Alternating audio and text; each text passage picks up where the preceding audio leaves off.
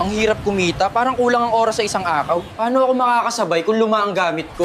Ang daming trabaho, pero ang bagal ng sistema. Anak, para lang ba sa bata ang AI na yan? Baka mahirap gamitin. Hindi para sa tulad ko. Pangmayaman lang siguro ang teknolohiyang yan. Pero nang may nagturo, nagbago ang lahat. Wow! Kaya pala akong tulungan gumawa ng report. Mas mabilis na ang benta ko. Narito ang tinig ng makabagong panahon. Mga ka-AI, panahon na para ang teknolohiya ay mapunta sa taong bayan. Sa panahon ng AI, ang aangat ay ang handang matuto. AI para sa lahat. AI para sa masa. AI Talks with the Voice Master.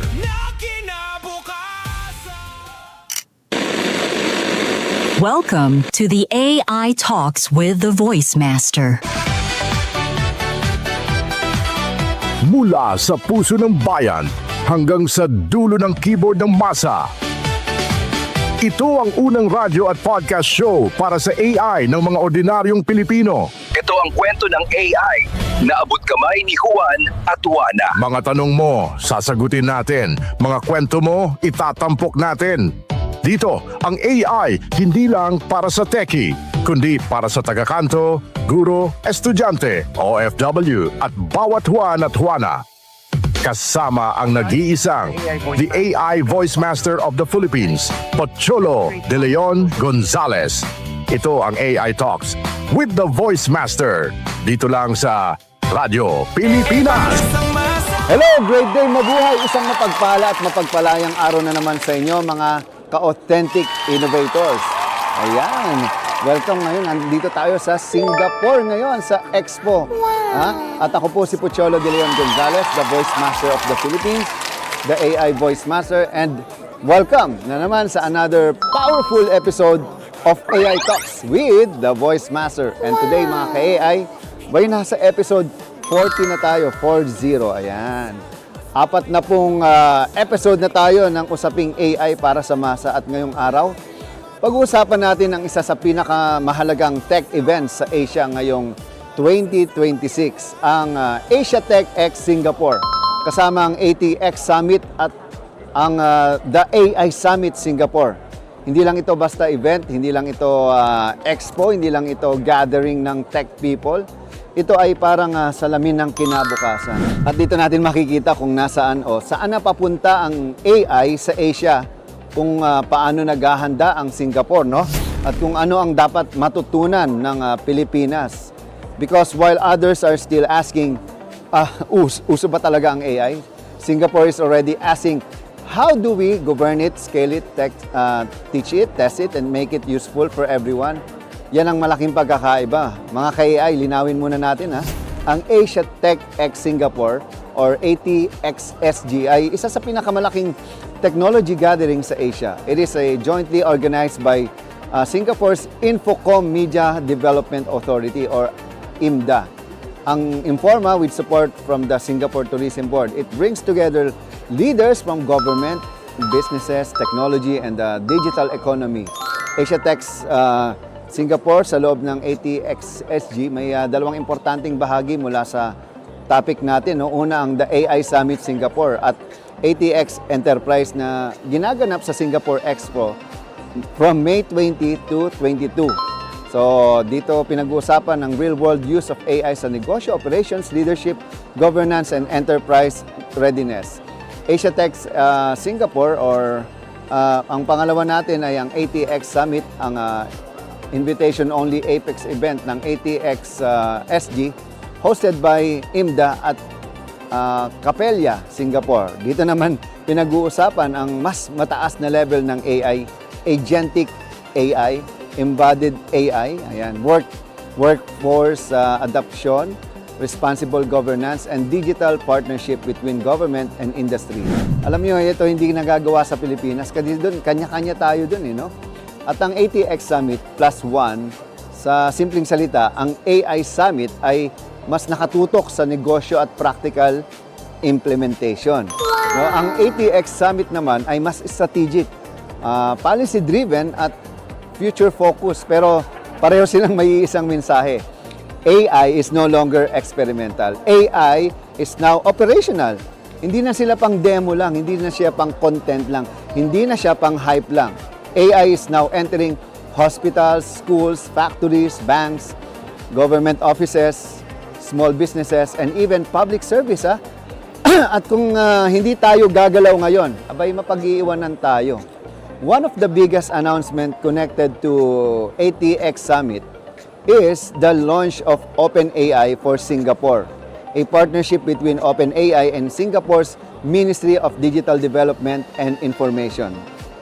According kasi sa OpenAI, this initiative is backed by a commitment of more than 300 million Singaporean dollar, and it includes the establishment of OpenAI's first applied AI lab outside the United States, based in Singapore.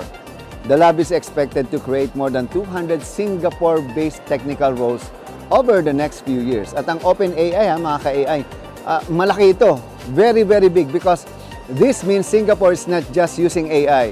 Singapore is positioning itself as a regional hub for AI deployment. Hindi lang siya nanonood, no? Hindi lang siya umaasa. While Philippines is AI haters pa yung mga tao dyan, no? Dito, nagkakagulo na sila. Hindi lang sila nagse-seminar.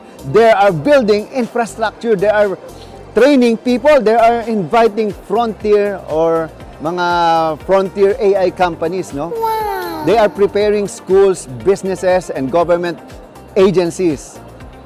And here's the part of the that talagang I love the most, no? OpenAI also said that part of the initiative is helping micro-entrepreneur and small businesses use AI practically.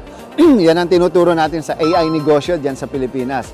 Especially to improve operations and customer service. Yan ang OpenAI. Talagang dyan ako natutuwa kasi yan din ang lagi nating sinasabi dito sa AI Talks. AI should not be only for the rich. Yan, ulitin ko, hindi lang pang mayaman yan. AI should not be only for big corporations. AI should not be only for engineers, programmers, and tech bros. No? AI must reach the teachers, sari-sari store owners, the content creators, the broadcaster, the students, the freelancers, the artists, the parents, no? The farmers, the OFW, and the ordinary Filipino trying to survive and succeed. Kaya ang tanong, no, mga ka-AI, kung kaya ng Singapore gawing national strategy ang AI, abay, bakit hindi natin kaya sa Pilipinas? Alright, isa pa sa pinakamahalagang balita mula sa Singapore ay pinag-aralan nila ang idea ng AI nutrition labels, no? Ayon sa Reuters, Singapore is in talks with technology companies about attaching nutrition labels to AI products.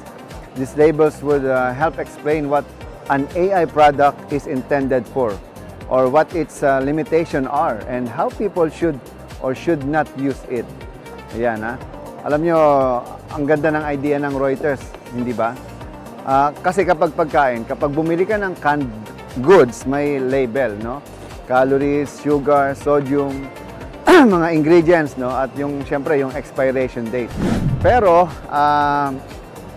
kapag gumamit ka ng AI app, kadalasan wala kang alam. Saan galing ang data? Ano ang limitations? Pwede ba ito sa medical advice? Pwede ba ito sa legal documents? Pwede ba ito sa bata? Pwede ba ito sa schools? Or pwede ba ito sa government? Pwede ba ito sa negosyo? So mga kaya ito ang problema natin ngayon, no? Ang daming gumagamit ng AI. Pero hindi lahat marunong magbasa ng risk. At siyempre, hindi lahat marunong mag-check ng hallucinations, no? Hindi lahat naiintindihan ng data privacy. Hindi lahat, no, alam kung kailan dapat may human judgment. So, itong AI nutrition label na to, kung magagawa ng maayos, can become a simple way to protect ordinary users. Kasi ang AI, parang kutsilyo yan eh. Pwede kang maghiwa ng gulay, pwede kang gumawa ng masarap na pagkain, pero kapag mali, no, ang hawak mo, masasaktan ka. Alright, so the AI Summit, ayan, nangyayari ngayon dun sa likod, no, is focused on 4 key content tracks, no, ang strategy, ang enterprise readiness, technical executions, saka yung mga operational excellence, risk and resilience, no? And also AI in action. AI Tech X Singapore, yan yun, no? Pakinggan ninyong mabuti ang apat na yan, ha? Strategy, execution, risk, action. Hindi na ito simpleng tanong lang na ano ang AI tool ang maganda. Hindi ito paano gumawa ng AI images, hindi ito paano gumawa ng viral videos. Mas malalim na ang usapan ngayon dito. How do companies actually deploy AI? How do governments protect citizens? And how do schools teach students without destroying critical thinking? So, yun, mga how do businesses use AI without removing human dignity? And how do we build trust in systems that can generate, decide, recommend, predict, and influence? No, dito sa ATX Summit agenda, may mga discussions about AI trust, testing hallucinations, data leakages, misuse, and cybersecurity risk. One session emphasizes that trust in AI cannot be built in compromise or promises, no, alone. It needs systematic testing across the AI life cycle, no. Alam nyo, dito sa ATX Summit, yan ang dapat maintindihan ng mga Pilipino. Hindi sapat na marunong ka lang gumamit ng ChatGPT. Hindi sapat na marunong kang gumawa ng AI voice at hindi sapat na marunong kang gumawa ng AI avatar. The next level is this. Can you use AI responsibly? Can you explain how it works? Can you protect people from misuse? Or can you create value without deception? Or can you use AI to empower, not exploit? So yan ang tunay na AI literacy. Saka isa sa pinaka inspiring na bahagi dito sa ATX Summit 2026 ay ang focus on young people, yan sa mga kabataan. Kasi sa openings sa ATX Summit, na-highlight yung 11 youth projects from the inaugural AI Ready ASEAN Youth Challenge. Selected yan from over 600 submissions across ASEAN member states. Actually, kahapon nandito ang DICT, sila Secretary Aguda, na yung mga batang nanalo sa Pilipinas ay nandito sila presenting their ideas about AI. At syempre, na-awardan sila. These projects focus on areas like healthcare, education, social inclusion, and agriculture. Ayan. Alam mo yung PR Newswire, this is so powerful kasi dito mo makikita ang AI future is not only being built by CEOs. It is also being built by students, by young innovators, by people who see problems in their communities and say, abay, pwede na natin gawin ang solution. Kaya mga ka-AI, ito dapat ang mangyari sa Pilipinas, no? Hindi sapat na turuan natin yung kabataan gumamit ng AI para gumawa ng assignments. Hindi sapat na turuan silang gumawa ng images, voice at video, di ba? Para lang masabing may alam sila sa AI. We must teach them how to solve real problems, AI for education, agriculture, disaster response, language preservation, Filipino culture, mental health support, small businesses, local government, ayan, at public good, no? AI for public good, because the goal is not just to create students who only copy and paste. The goal is to create Filipinos who can think, build, question, create, and serve. Wow! Hindi kasalanan ng kutsilyo, no? Ang, kumbaga saan mo siya gagamitin. Pero responsibility ng gumagamit at gumagawa ng malinaw na instructions. Ganun din kasi sa AI, no, mga ka-AI, no? So mga ka-AI, habang pinapanood natin na nangyayari dito sa Singapore, hindi ito panahon na para mainggit, no? Panahon ito para matauhan. Singapore is showing Asia that AI needs structure, policy, investment, education, public trust, inclusion, and most of all, AI needs purpose. No? Sa Pilipinas, ang dami nating talent, ang dami nating creative, ang dami nating magagaling magsalita, magsulat, mag-perform, magturo at magbenta ng content, mag-adapt. Pero ang kulang sa atin madalas ay sistema. Kulang tayo sa coordinated AI literacy. no? Kulang tayo sa ethical AI training, kulang tayo sa access, kulang tayo sa clear national movement na maintindihan ng ordinaryong tao. Kaya dito pumapasok ang mission natin sa AI Talks, AI Education PH at AI Negosyo at the Puchology Academy. Ang AI hindi dapat pang-elite lang. Dapat may AI para sa teacher, entrepreneur, broadcaster, artist, students, barangay, at AI para sa masa. Kasi kapag ang AI ay ginamit lang ng iilan, abay lalaki yung agwat niyan eh. Pero kapag ang AI ay naipaliwanag sa lahat, abay lalaki ang pag-asa natin. So yung practical lesson natin mula sa ATX or at AI Summit dito sa Singapore. Una, AI must be learned now. Ngayon na. Dapat matutunan na natin yan. Hindi bukas, hindi next year, ngayon. Pangalawa, AI must govern. Hindi lahat kaya ng gawin with AI. Dapat nating Dapat nating gawin, no? Pangatlo, AI must be tested. Hindi dahil maganda ang sagot, tama na agad. Okay? So pang-apat, AI must be inclusive. Kung hindi kasama ang ordinaryong tao, hindi tunay ang progress. So ang panglima, AI must be local. Ayan. Kailangan natin ng Filipino datasets na ngayon, tulad ng ginawa ko, Filipino voices, Filipino language models, Filipino use cases, Filipino stories, and Filipino values. At pang-anim, AI must serve human dignity. Hindi tayo dapat maging alipin ng AI. Dapat AI ang tumulong sa tao. Dapat AI ang magpalakas sa boses ng tao. Dahil AI ang magbibigay ng pagkakataon sa mas nakararami. So, panoorin natin mamaya. Marami tayong mga videos, reports mula, siyempre, isa sa mga kasama natin dito, si Brian Dave Perez. At he gonna talk about the summit talaga, na focus siya doon. Kita-kita ulit tayo mamaya dito lang sa The AI Talks with The Voice Master. Bye! At ito ang AI 101, ang inyong unang hakbang sa mas malalim na kaalaman sa mundo ng Artificial Intelligence. Great day! Sa kasalukuyan, mabilis na binabago ng AI ang paraan ng ating pagtatrabaho, pag-aaral, pakikipagkomunikasyon, at maging ang ating pang-araw-araw na pamumuhay. Ngunit ano nga ba ang mga pangunahing uri ng AI na ginagamit ngayon? Simulan natin sa isa sa pinakasikat, ang ChatGPT ng OpenAI. Isa itong tinatawag na Large Language Model o LLM. Sa simpleng salita, naglalagay ka lamang ng tanong o instructions gamit ang text at sasagutin ito ng AI sa paraang parang totoong tao ang kausap mo. Maaari itong gamitin sa pagsusulat, coding, paggawa ng reports, research, at marami pang iba. Bukod dito, kaya rin nitong gumawa ng images, magbasa ng PDF files, at kahit voice conversations. Sunod naman ay ang Claude mula sa Anthropic. Kilalang-kilala ito pagdating sa coding at professional writing tasks.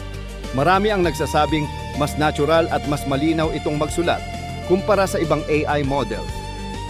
Maganda rin ito para sa mga office-related tasks, gaya ng pag-aanalisa ng documents, spreadsheets, at data.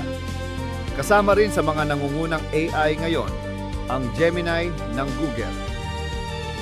Isa sa pinakamalalaking lakas nito ay ang integration nito sa Google Services, gaya ng Gmail at Google Drive. Bukod dito, kaya nitong mag-analyze ng videos frame by frame at sagutin ang mga tanong tungkol dito. Isang kakayahan na hindi pa gaanong nagagawa ng ibang AI systems. Samantala, mayroon ding Grok, ang AI model mula sa kumpanya ni Elon Musk. Bagamat hindi pa ito kasing lawak ng ibang AI systems, kilala naman ito sa kakayahan nitong kumuha ng real-time information mula sa social media platform na X o dating Twitter. Dahil dito, mabilis itong nakakasunod sa mga trending topics at kasalukuyang balita. Bukod sa mga online AI systems, mayroon ding tinatawag na open source models. Ang mga ito ay maaaring i-download at patakbuhin direkta sa sariling computer. Mas pribado ito dahil hindi na kailangang ipadala online ang iyong data. Ilan sa mga kilalang open source AI ay ang Llama ng Meta, DeepSeek, Gemma ng Google at GPT-OSS ng OpenAI. Hindi lamang text ang kayang gawin ng AI. Patuloy ding sumisikat ang image generation models. Sa pamamagitan lamang ng simpleng prompt o description, kayang gumawa ng AI ng realistic images, artworks, at advertisements sa loob lamang ng ilang segundo. Kabilang sa mga kilalang image AI models, ang Midjourney, Stable Diffusion, Flux, at Nano Banana ng Google. Kasunod nito ay ang video generation models. Ang mga AI na ito ay kayang gumawa ng buong video mula lamang sa text prompts. Ilan sa mga halimbawa nito ay ang Sora ng OpenAI, VO3 ng Google, at Runway Gen 4. Malaking tulong ito sa content creation, filmmaking, marketing, at digital media production. Mayroon din ngayong tinatawag na world models.